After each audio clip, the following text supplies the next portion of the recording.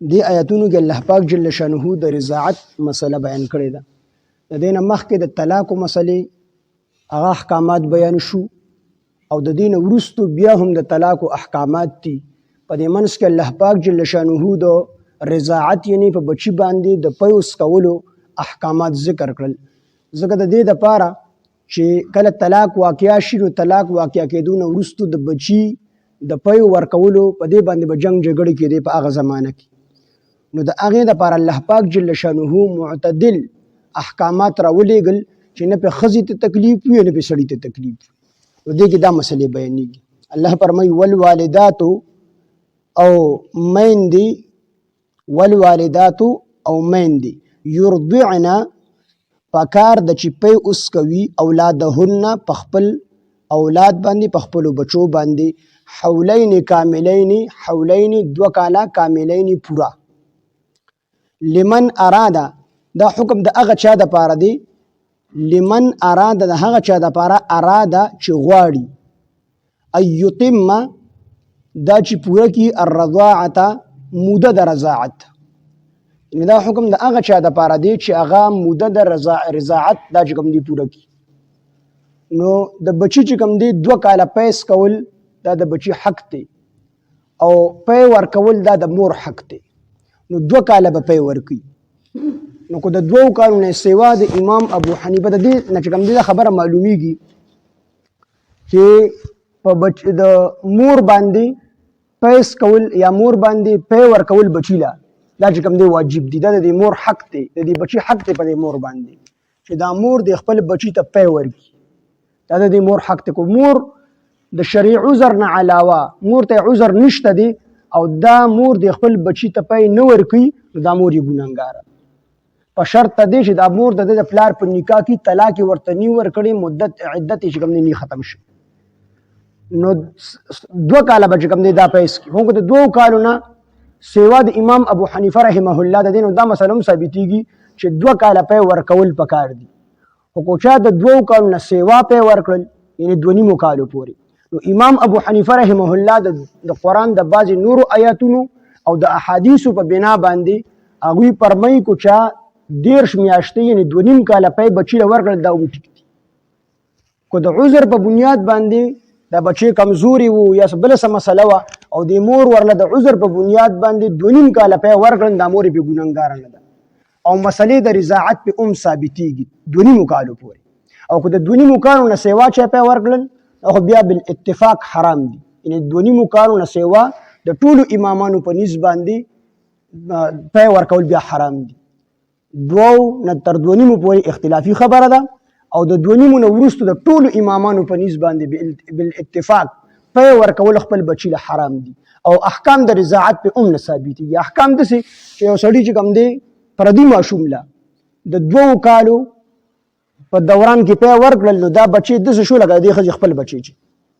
د دې ښځې د ټولو لونو سره وروسته مسلې را روانې دي. د دې ښځې د ټولو لونو سره د دې هلک بیا نکاح نه کېږي او دغه رنګې که دا جینۍ وي نو د دې ښځې د ټولو زامنو سره د دې نکاح نه کېږي. نو د رضاعت مسله چې کوم دی نو تر 2.5 کالو پورې خو ثابتېږي. او که یو ماشوم له یوې مور د 2.5 کالو نه وروسته پی ورکړل نو د دې رضاعت نه ثابتېږي. دا بیا د مور نشي کېدلی. نو دلته الله فرمایي والوالداتو او میندې یرضعن پکار دي دوی له چې پی ورکي اولادهن خپل اولاد له حولین کاملین 2 کاله. خو دا حکم د هغه چا دپاره دی لمن د هغه چا دپاره اراده چې غواړي ان یتم دا چې پوره کي الرضاعة موده د رضاعت. موده د رضاعت 2 کاله ده. وعلى المولود له او وعلى المولود له او د دې مولود په پلار باندې یعنی د دې بچي په پلار باندې رزقهن رزق یعنی خوراک سکاک دا د دې بچي په پلار باندې دی. رزقهن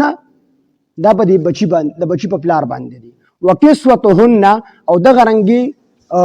کپړې جامې د دې ښځو دا هم چې کوم دی د بچي په پلار باندې دي بالمعروف د دستور مطابق. د دې نه بله مسله ثابتېږي چې د ښځې د ماشوم له پی ورکول دا په ښځه باندې واجب دي.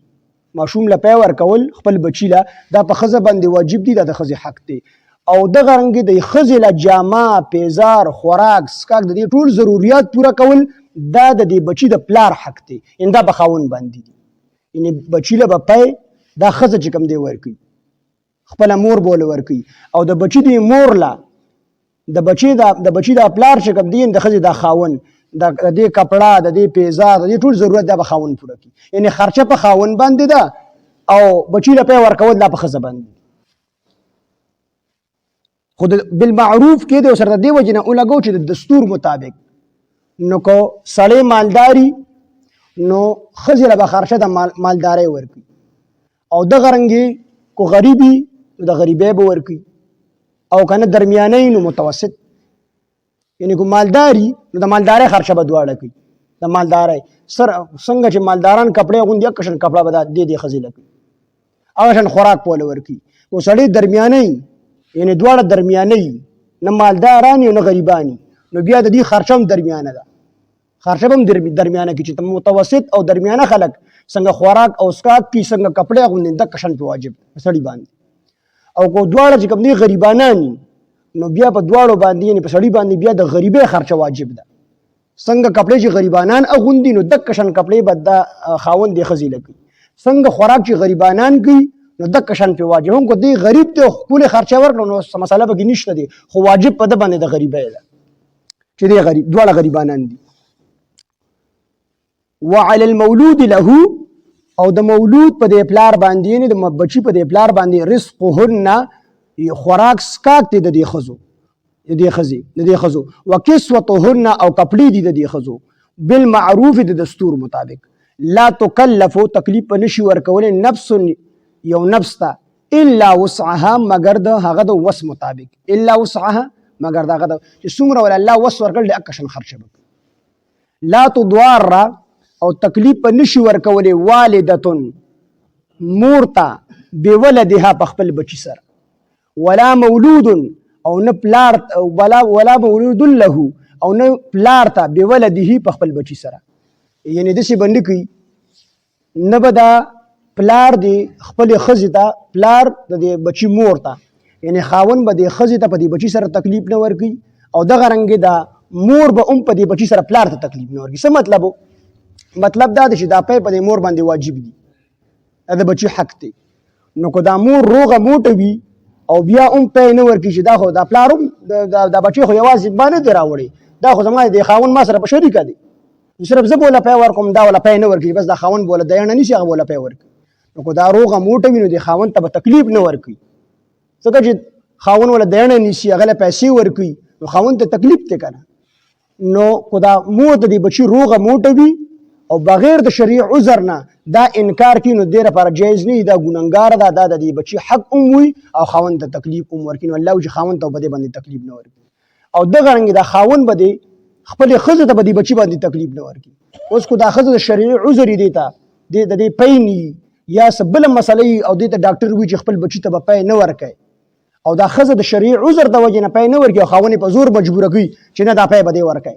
دا پی به دې بچي له ورکوي نو مور ته پې تکلیف میلاویږي نو الله فرمایي چې دا خاوند به هم د خپلې ښځې ته به دې بچي سره تکلیف نه ورکوي او نه به دا ښځه چې کوم دی خاوند ته به دې بچي سره تکلیف نه ورکوي یعنې دواړه به د یو بل سره ښکلې معامله کوي هو که داسې مسلې چې بچی دی او دا بچی د بلې زنانه تی هم نه اخلي او نور پی هم نه خوري نور خوراک هم نه خوري او دا بچی خرابېږي نو بیا پلار په دې ښځه باندې زبردستي کولی شي په زور ولا د ښځې دا پی چې کوم دی ورکولی شي اگر کو بیا ښځې ته په دې کې تکلیف وي او که بچی ښځې ته تکلیف دی او یو د ډاکټر ویل دی چې پی به نه ورکوي یا د دې دا پی د دې بچي دپاره مضر دي نقصاني دي نو بیا به دا سړی په دې صورت کې چې د ماشوم له به زنانه نیسي بله او هغې له به پیسې ورکوي په شرط دی چې دا ماشوم د بل چا تی اخلي او نور څه خوراک د ماشوم ته میلاویږي او که نه میلاویږي نو بیا پې سړی زبردستي کولی شي نو لا تکلف تکلیف په نه ورکوي نفس لا تضار تکلیف په نشي ورکولی او ضرر به نشي ورکولی والدتن مور ته بولدها په خپل بچي سره یعنې دا پلار به د مور ته په بچي سره تکلیف نه ورکوي څه مطلب چې د دې شرعي عذر دی او دا خپل بچي یا د دې پی چې کوم دی نشته دی او پلار یې چې کوم دی په زور مجبوره کوي چې د بچي له پی ورکوي نو داسې به نه کړي ولا مولود له بولده او نو پلار ته تکلیف ورکی بولده په خپل بچی سره چې مور خروغه موټه د دعوت وی چې پیر دغه ولا راوړه سریلیک ولا وړه زما صحت خرابېږي نو په پای ورکولو د خځې صحت نه خرابېږي بلکې ښایسته کېږي طبیبانو لیکلي دي چې کومه مور ښه صحتمنده ده دا بیا هم بچي ته پی نه ورکوي نو د دې نه ډېر مرضونه چې کوم دی دې ته لګېدلي شي بله مسله ثابتېږي چې کله د سړي پلار مړ شو د یو کس یتیم پاتې شو نو د دې یتیم خرچه به څوک اوچتي د دې یتیم خرچه به څوک اوچتي وعلى الوارث په وارث باندې مثل ذلك دغه شانتې نان نفقه نو د ماشوم له به نان نفقه د محرم وارث ورکوي چې چا سره نکاح نه کېږي مثال یو سړی مړ شو دغه ماشوم بچی پاتې شو نو د دې بچي کو نیکه نو د ټولو نه زیات حقدار دا دی چې نیکه ته د خرچه اوچته کړي مور او نیکه به چې کوم دی خرچه اوچتي او دغه رنګې کو دغه نینو رور او خورې پاتې شي نو دا رور او خور به د دې بچي خرچه چې کوم دی اوچتي او د 2 کالو نه مخکې مور او پلار مشوره وکړي او دواړه پرې ځي چېرې دا بچی د تیره صبرو د 2 کالو نه مخکې بچی صحتمند دي یا بله څه مسلې مور ته څه مسلې نو که د 2 کالو نه مخکې دواړو په رضامندۍ په خوشحالۍ باندې بچی صبر کړو نو په دې کې په دواړو باندې ګناه نشته زیات نه زیات مدت یې 2 کاله دی یا 2.5 کاله دی خو که د دغې نه مخکې د مدت نه مخکې ښځې او خاوند دواړو مشوره وکړه دواړو په صلاح باندې دا بچی صبر کړو بیا پکې څه دغه نشته ګناه نشته دی نو که ښځه خاوند دا صلاح وکړي چې یاره دې بچي له چې کوم دی دینه نیسو دینه چې پی وله ورکړي د مورې څه مسلې یا څه بله مسلې نو که دوی په دواړو په مشورې سره دینه ونیسله دینې له به خرچه چې کوم دی بیا پلار ورکړي خو شرط پکې دا دی چې څومره یې مقرر کړي او کم ټیم یې ورته خولي دینې ته نو اکه پیسې به په هغه ټیم باندې هم ورکړي ټال مټول به پکې هم نه کړي او چې کمو باندې خبره کړي اکه ور پیسې به ورکړي کمې پیسې به نه ورکړي دغې دینې له کم لکه حضرت حلیمه رضی الله عنها نبی علیه السلام رضاعي مور ده نبی علیه السلام له 2 کاله چې کوم دی پی ورکړي حضرت حلیمه رضی الله عنها نو مخکې زمانو کې خاص کر په عربو کې دا دستورو چې کله به ماشوم پیدا شو نو هغې له به رضاعي مور چې کوم دی کتله په پیسو باندې هغه ښځې به له پی ورکولو او د دې ماشوم پلار به چې کوم دی هغه ښځې له پیسې ورکول د پیو په بدله کې نو خبره به یې توی کړه چې دوره پیسې به در کوم د میاشت اعتبار سره د کال اعتبار سره یا د 2 کالو په اعتبار سره نو هغه پیسې به مقرر کړي هغه پیسې به په هغه نیټه باندې بیا ورکولې نو دلته هم الله فرمایي چې معامله به صفا کوئ چې کومې پیسې دې مقرر کړي د دې بچي د پیو دپاره ښځې دپاره د بلې ښځې دپاره خپلې دپاره نه